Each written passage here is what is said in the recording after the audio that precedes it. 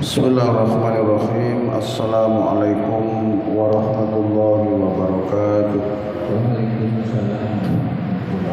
Bismillah, alhamdulillah, wassalatu wassalamu ala rasulillah. La hawla wa la quwata illa billah. Subhanaka la ilma lana illa ma'allamtana innaka antal alimul hakim. Rabbi shrah li sadri wa yassir li amri wahlul 'uqdatam min lisani yafqahu qawli, amma ba'du. Bapak-bapak, ibu-ibu, jamaah Masjid Raudatul Falaq yang dimuliakan oleh Allah Subhanahu wa taala. Pertama, kita haturkan rasa syukur kehadirat Allah Subhanahu wa taala dengan mengucapkan alhamdulillahirabbil alamin. Tsumma alhamdulillahirabbil alamin. Walhamdulillahirabbil alamin. Atas limpahan rahmat hidayah inayah kepada kita, nikmat sehat jasmani, sehat rohani, sehingga kita bisa hadir di rumah Allah yang mulia ini. Nikmat iman Islam, istiqomah melakukan kebaikan dan amal soleh. Mudah-mudahan semua amal ibadah kita diterima oleh Allah Subhanahu wa taala. Yang kedua, ucapan Allahumma sholli ala sayyidina Muhammad selalu teraturkan kepada junjungan kita Nabi besar Muhammad sallallahu alaihi wasallam. Para jamaah sekalian, mari kita lanjutkan kajian kita masih surat At-Taubah. Pada malam hari ini kita lanjutkan ayat ke-85. Semoga ayat-ayat yang kita kaji, kita pelajari bisa menjadikan tambahnya ilmu pengetahuan agama kita, tambahnya ilmu pengetahuan agama kita seiring dengan tambahnya keimanan dan ketakwaan kita kepada Allah Subhanahu wa taala. Ala hadini ya salihal Fatihah.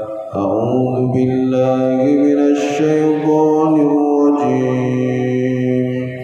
Bismillahirrahmanirrahim. Alhamdulillahi rabbil alamin. Ar-Rahmanir Rahim.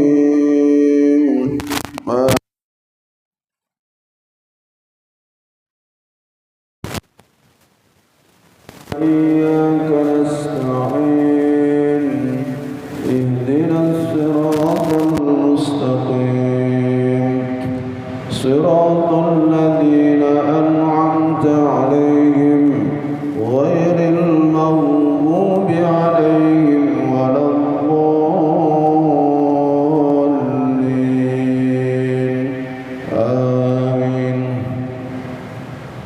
sekalian, mohon maaf nanti saya tidak bisa sholat isya mriki karena ya ada tetangga yang punya hajat, saya dimintai bantuan.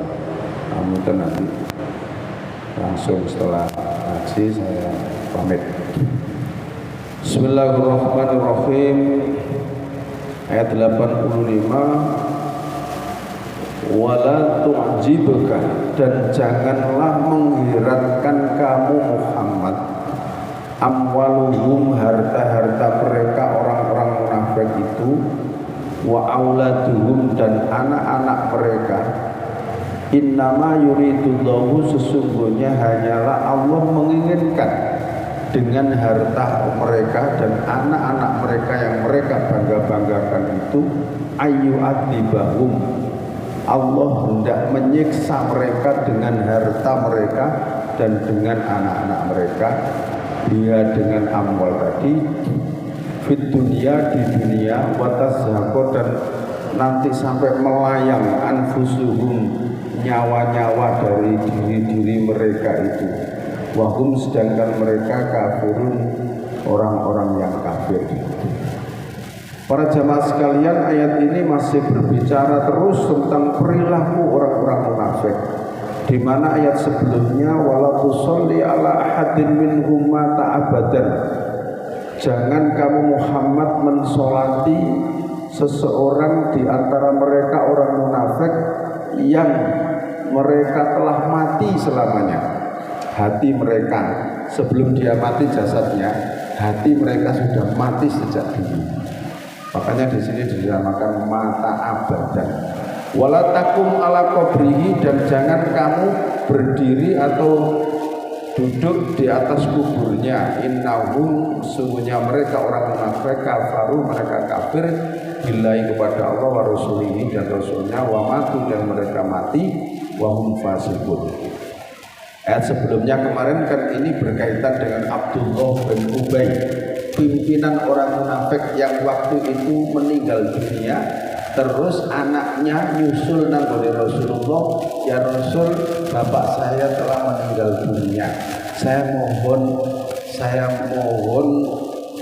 panjenengan bisa memberikan sehelai kain untuk kafan ayah saya. Jadi ini anaknya Abdullah bin Ubay itu mau pimpinannya wong munafik. Lalu Kanjeng Nabi memberikan sehelai kain bajunya yang waktu itu masih belum ada apa-apa, Pak. Ya pokoknya kain yang pokoknya bisa untuk kafan. Itu nggih. Rasulullah memberikan ini untuk kafan dari ayahmu. Terus anaknya Abdullah bin Ubay juga masih begini, Pak.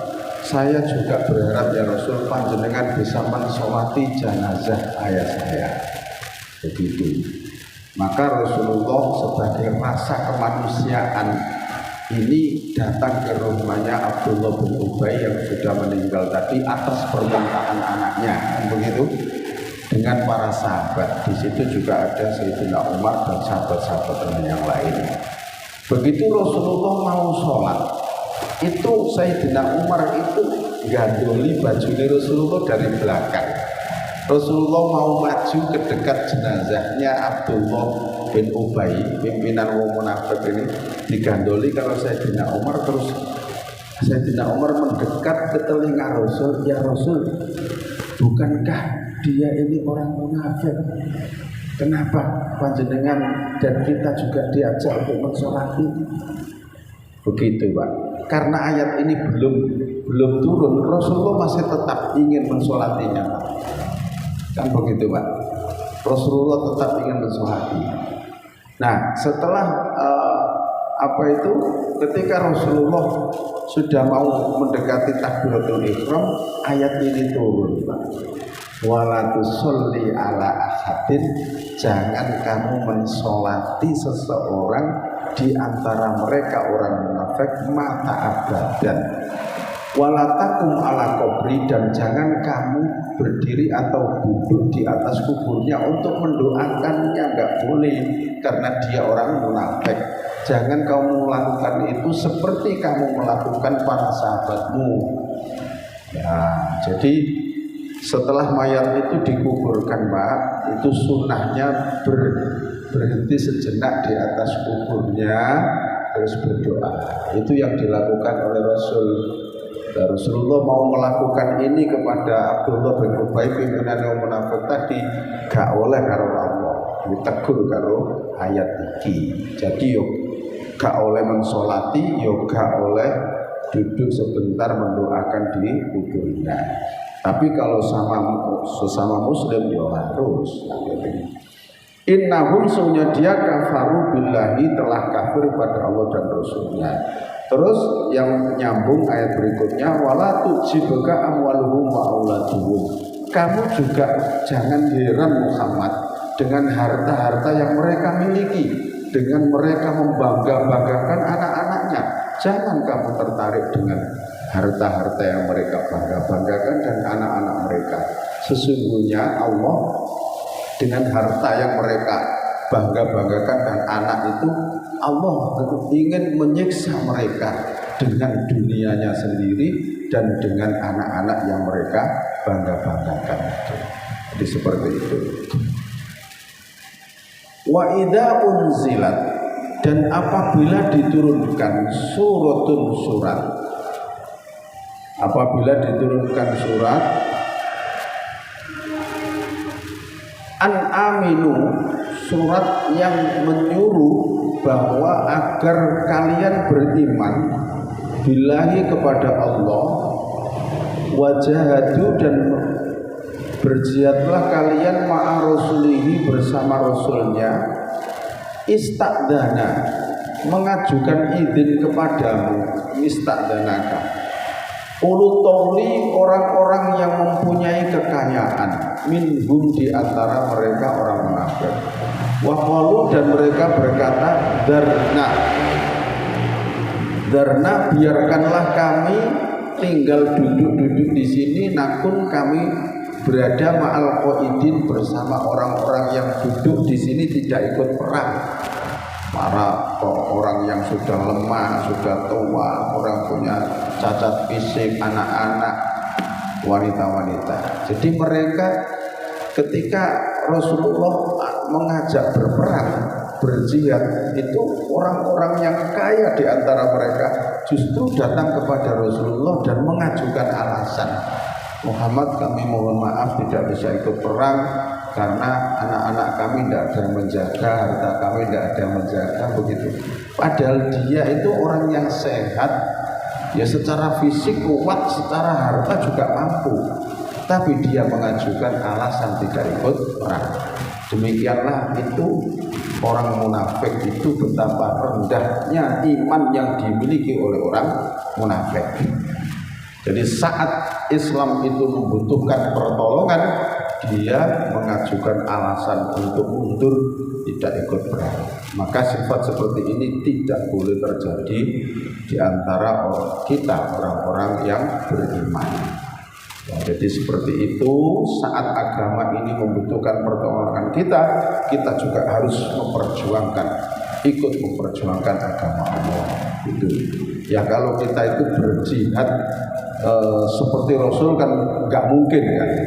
Kita itu disuruh berjihad itu tidak seperti jihad yang dilakukan oleh Rasul dan para sahabat, berperang keluar dari kota, jalan kaki panas, nggak akan itu. Jihad kita ya bagaimana kita bisa mensyiarkan agama Allah ini, itu ya, gimana masjid yang kita dirikan ini tetap syiar, tetap ramai dengan kegiatan-kegiatan Islam, orang-orang di sekitarnya bisa mengambil manfaat. Nah itu jihad kita ya begitu-begitu saja. Nah, jadi itulah itu kewajiban kita sebagai orang yang mengaku Islam, mengaku beriman, ya sudah seharusnya ikut memperjuangkan agama Allah. Kalau tidak kita, siapa lagi yang memperjuangkan agama ini? Jadi orang munafik itu rendahnya seperti itu. Orang-orang yang kaya justru berkata, Darna nakum ma'akum, biarkan kami Muhammad tinggal duduk-duduk bersama mereka orang-orang yang cacat, yang lemah, gak ikut perang, anak-anak kecil, orang wanita. Kan hina mestinya, malu kan mestinya. Dia bersama orang-orang yang lemah tidak ikut perang. Nah, tapi orang munafik rasa malunya pun juga tidak ada. Jadi bentuk perjuangan terhadap agama Allah itu sudah tidak ada. Rodu, mereka puas, mereka senang bi ayyakunu, bahwa mereka berada ma'al khalifi, bersama orang-orang yang tidak ikut perang. Jadi mereka itu malah bangga ikut perang. Waktu biha, dan telah dicap itu toba itu distempel ala qulubihim, atas hati-hati mereka, fahum, maka mereka layak quruna, mereka sudah tidak bisa memahami lagi mana perintah Allah, mana ajakan Allah, mana larangan Allah. Nah itu gak bisa memahami lagi. Lakini Rasul, akan tetapi keadaan Rasul Nabi Muhammad waladina, dan orang-orang yang amanu, mereka beriman ma'ahu, bersamanya. Sikap Rasul dan orang-orang yang beriman, jahadu, mereka berjihad bi amwalihim, dengan harta-harta mereka, wa anfusihim, dan jiwa-jiwa mereka, wa ulaika, dan mereka itulah lahum, bagi mereka al khairat, kebaikan-kebaikan, kemuliaan, kemenangan, terus nanti hadiah Allah di surganya Allah. Subhanahu wa taala.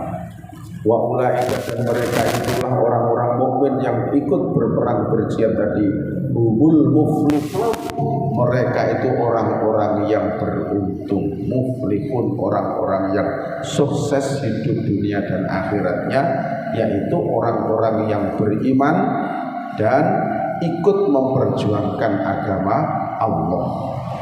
Ya, di situ al-khairat akan mendapatkan kebaikan-kebaikan, keberuntungan di dunia dan akhirat. Jadi di dunia juga mereka dapat kemuliaan, di akhirat nanti juga mendapatkan surganya Allah. Dan itulah orang-orang yang muflihun, orang-orang yang beruntung hidupnya. Seperti itu.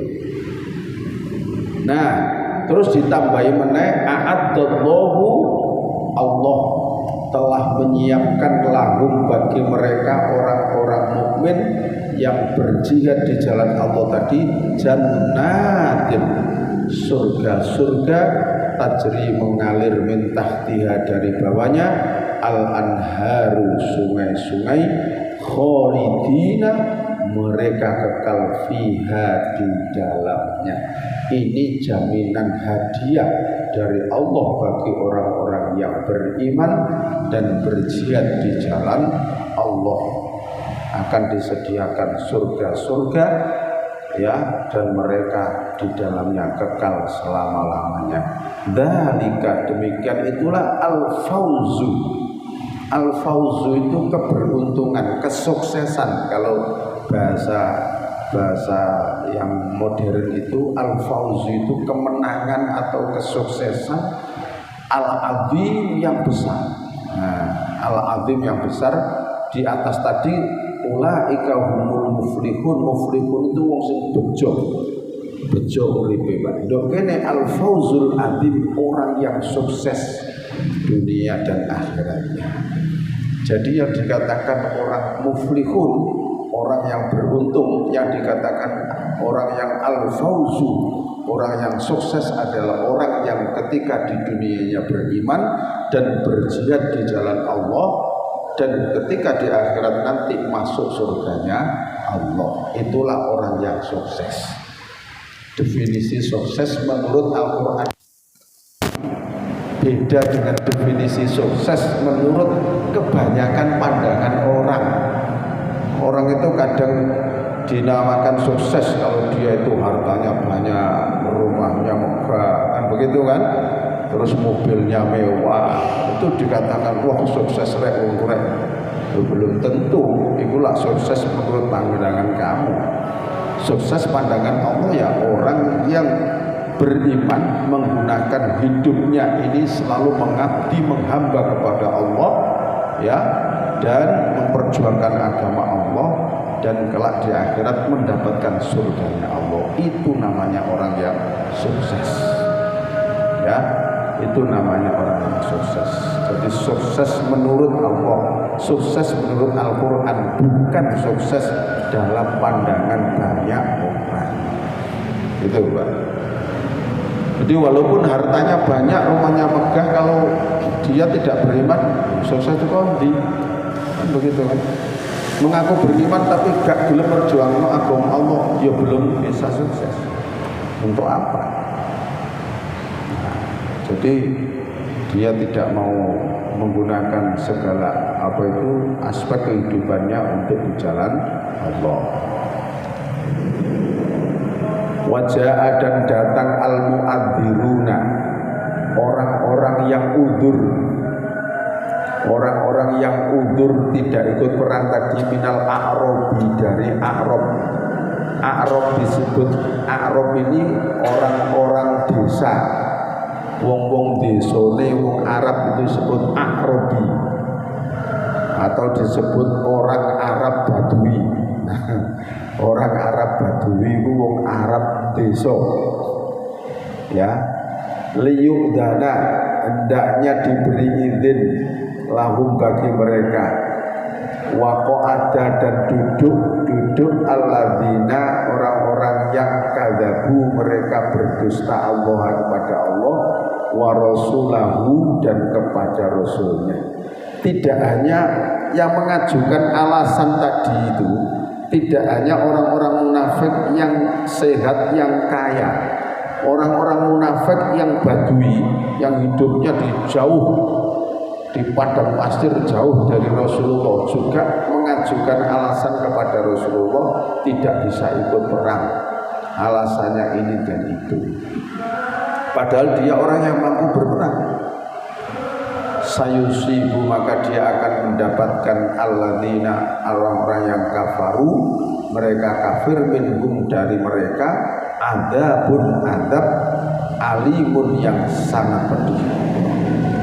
Adabun, adab, alimun, yang sangat pedih.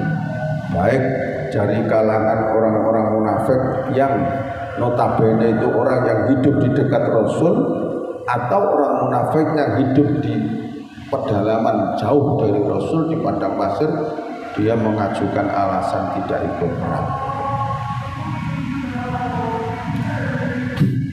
Laisa, tidaklah, alat du'afai, atas orang-orang yang lemah, wala alal mardo, dan tidak atas orang-orang yang sakit, wala alal ladina, dan tidak atas orang-orang yang layajiduna, mereka tidak menemukan, tidak mempunyai apa yang yunfikuna, mereka infakkan untuk berperang. Harajun, dosa, idza nasahu, apabila mereka itu jujur mengajukan alasannya lillahi, kepada Allah, wa rasulihi, dan kepada Rasulnya. Ma'alal muhsinina, tidak ada atas orang-orang yang berbuat muhsin, baik, min sabilin, jalan untuk mencelah mereka. Wallahu, dan Allah, ghafurun, zat yang maha pengampun, rahimun, zat yang maha penyayang.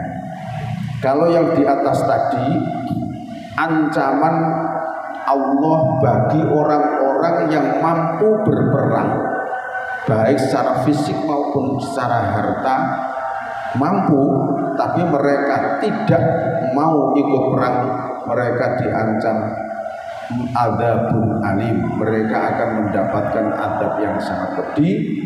Terus di atas tadi juga dihina oleh Allah, akan mendapatkan azab yang sangat pedih.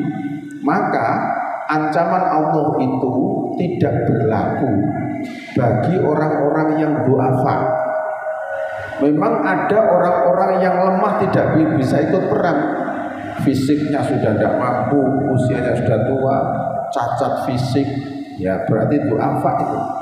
Wala alal mardo, dan ancaman Allah azab yang sangat pedih tadi tidak berlaku pula bagi orang-orang yang sakit, tidak bisa ikut berperang.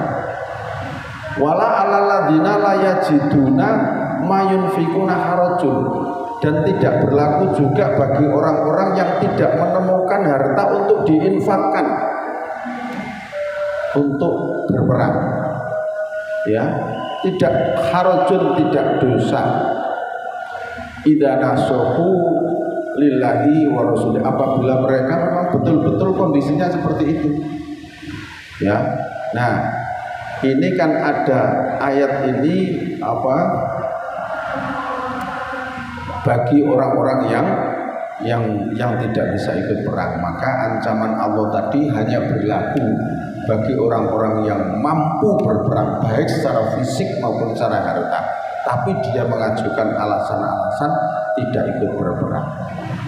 Maka ancaman itu tidak berlaku bagi orang-orang yang lemah, orang-orang yang sakit, orang-orang yang tidak menemukan harta, gak beli bondo-bondo, ya, tidak punya apa-apa untuk berperang.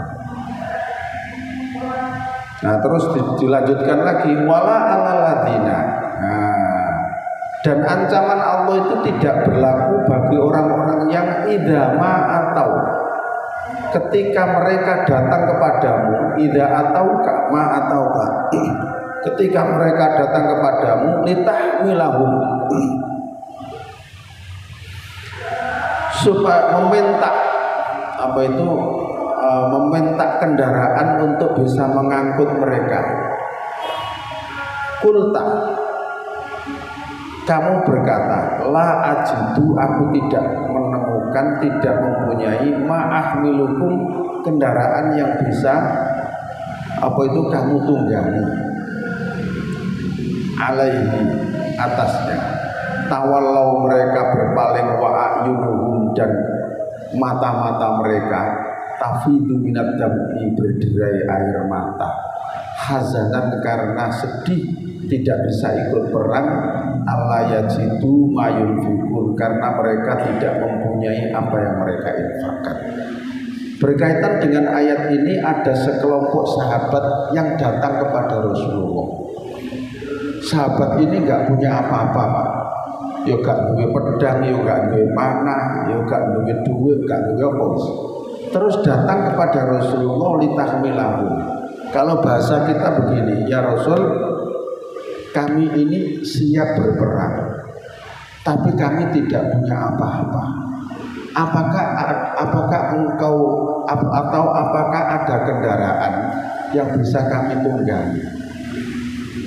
Ya karena perang Tabuk kemarin itu perang yang sangat jauh, 610 km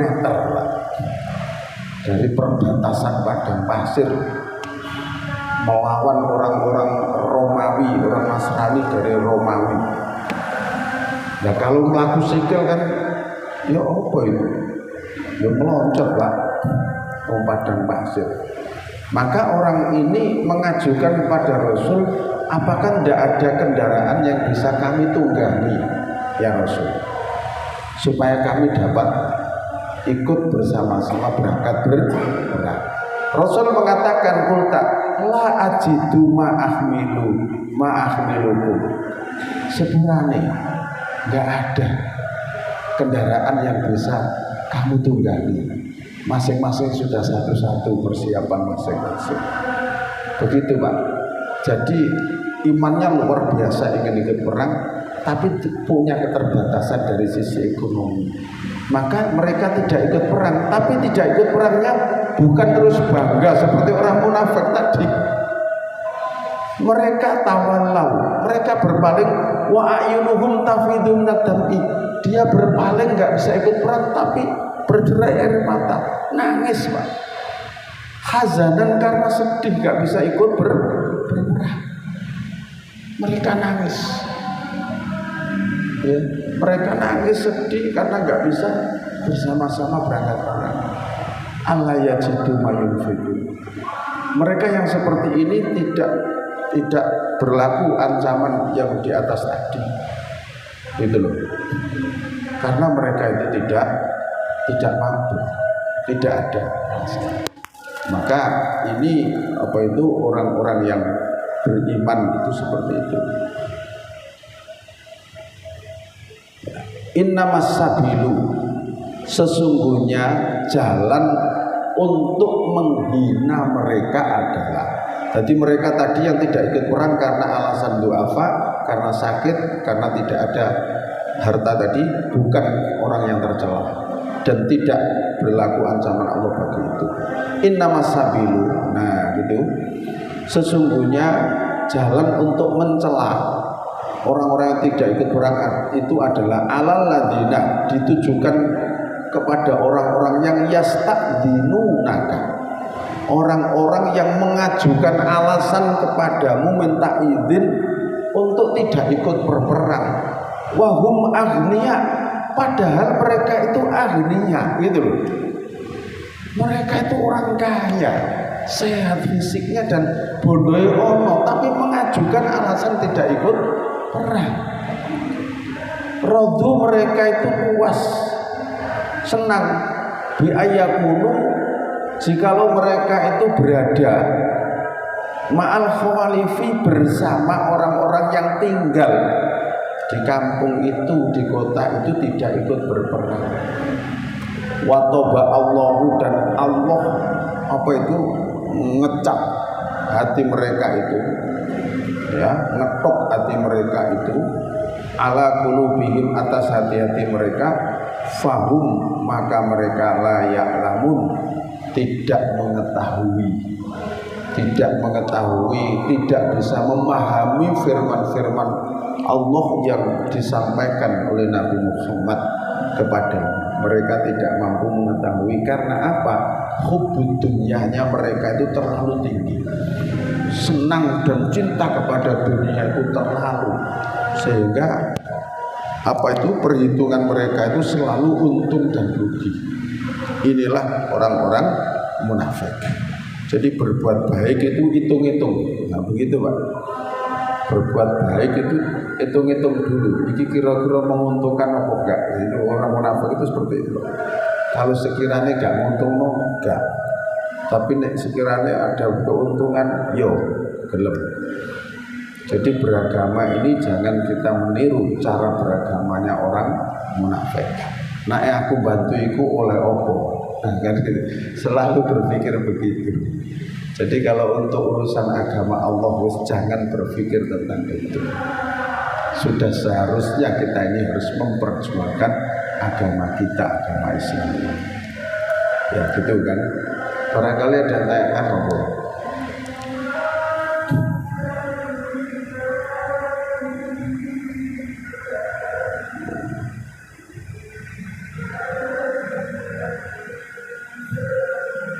Ya'tadiruna, nah, mereka udur mengajukan alasan-alasan ilaikum kepada kamu idza rajatum apabila kalian kembali ilaihim kepada mereka.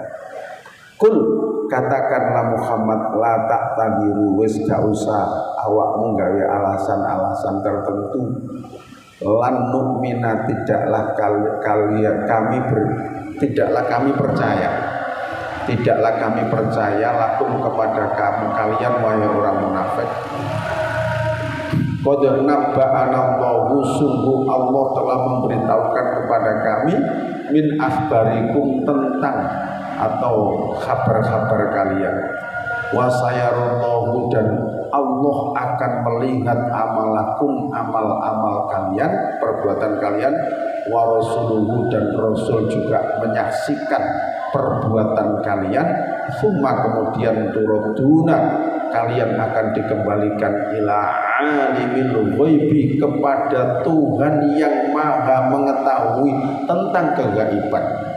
Wasyahadati, dan apa itu syahadah, maksudnya alimul alam ghaib, maksudnya kegaiban. Wasyahadati, dan alam dunia, maksudnya yang bisa dilihat oleh mata.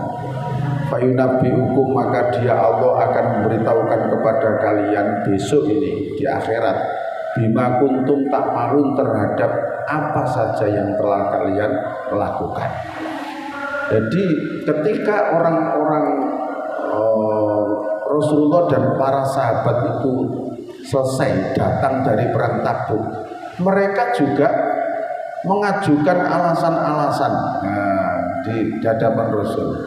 Ya mohon maaf, apa itu Muhammad, kami tidak bisa ikut tadi karena begini.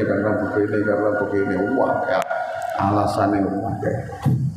Maka Nabi Muhammad sudah diberitahu oleh Allah, qul la ta'tadiru, terus gak usah mengajukan alasan ini dan itu. Lan nu'mina lakum, kami sudah tidak percaya lagi dengan alasan-alasan yang kamu ajukan pada kami. Karena apa? Qad nabba'ana Allahu min akhbarikum, Allah sudah memberitahukan kepada kami tentang perilaku kalian. Wa yasayarallahu amalakum wa rasuluhu, dan Allah pasti melihat amal perbuatan kalian dan juga Rasul sebagai saksi perbuatan kalian. Summa turuduna ila alim ghaib wasyahadah, kemudian kalian akan dikembalikan kepada Allah yang mengetahui alam ghaib dan alam syahadah. Alam ghaib ya di akhirat nanti, syahadah itu di dunia. Fa yunabbiukum bima kuntum ta'malun, maka Allah akan memberitahukan semua apa saja yang telah kalian lakukan di dunia. Jadi ketika yaumul hisab itu, kita itu akan dijelentrehno amal perbuatan kita, maksudnya jejak rekam. Ketika selama di dunia ini Pak, pernah apa saja. Coro saiki ngono CCTV-ne itu di setel tau gitu loh Pak. Jenengan pernah apa saja. Nah sekarang kan ada CCTV Pak. Lah Allah itu juga punya CCTV yang lebih canggih Pak, untuk merekam jejak setiap manusia. Satu persatu akan disetel no CCTV. Nah, betapa malunya kita, misalnya itu disetel no jejak kita ketika di dunia. Oleh karena itu, ayo ditaubati dosa-dosa yang pernah kita lakukan ketika masa kecil, masa remaja. Ini ayo ditaubati. Kalau sudah ditaubati Pak, pasti Allah gak akan nyetel kemana Pak, karena sudah diampuni dosanya, itu berarti gak akan dibukakan oleh Allah. Tapi kalau dosa itu belum ditaubati Pak, belum diistighfari Pak, maka nanti akan disetel di hadapan kita apa itu jejak kita masing-masing itu Pak. Nah gitu, itulah sehingga kita ini harus terus-menerus hidup di dunia ini, bagaimana kita itu mengukir sejarah yang baik. Nah itu makanya ada taubat itu kan tujuannya biar kita tidak diperlihatkan apa itu dosa-dosa yang pernah kita lakukan, karena sudah kita taubati, sudah kita istighfari setiap hari. Itu loh. Nah jadi di surat Yasin itu kan ada kalimat begini Pak. Coba nih, surat Yasin nih 30. Nah, inna nahnu nuhyil mauta. Surat Yasin ayat 12. Inna sesungguhnya kami, kata Allah, nahnu kami, nuhyi kami menghidupkan al-mauta kepada orang-orang yang sudah mati itu, wa naktubu dan kami mencatat ma qaddamu apa yang telah mereka lakukan, wa atharohum dan jejak-jejak perbuatan mereka. Ya, tidak hanya mencatat amal perbuatan orang itu, tapi sak bekas-bekasnya, bekas-bekas dia berbuat kebaikan itu dicatat semuanya oleh Allah. Wa atharohum itu dan bekas-bekas mereka. Wa kulla syai'in dan masing segala sesuatu ahsainahu kami menghitungnya fi imamin mubin dalam buku catatan yang nyata. Jadi semua perbuatan kita ya kayak ngaji seperti ini juga dicatat oleh Allah. Maka kita ayo membuat catatan-catatan yang baik di hadapan Allah Subhanahu wa taala. Itu kan tuh kan. Jadi mudah-mudahan apa yang kita lakukan ini bisa istiqomah. Yang penting istiqomah di akhir-akhir usia tua kita. Mudah-mudahan Allah terus menjadikan kita ini orang yang senang berbuat kebaikan, orang yang tetap istiqomah berbuat kebaikan, dan kelak ketika ajal kita diambil oleh Allah dalam keadaan husnul khotimah. Itu nggih. Cukup itu dulu. Kita akhir sampai ayat 94 ya, sampai ayat 94. Kita akhiri dengan doa Allahul Majlis. Subhanakallahumma bihamdika asyhadu an la ilaha illa anta astaghfiruka wa atubu ilaik. Alhamdulillahirabbil alamin. Assalamualaikum warahmatullahi wabarakatuh.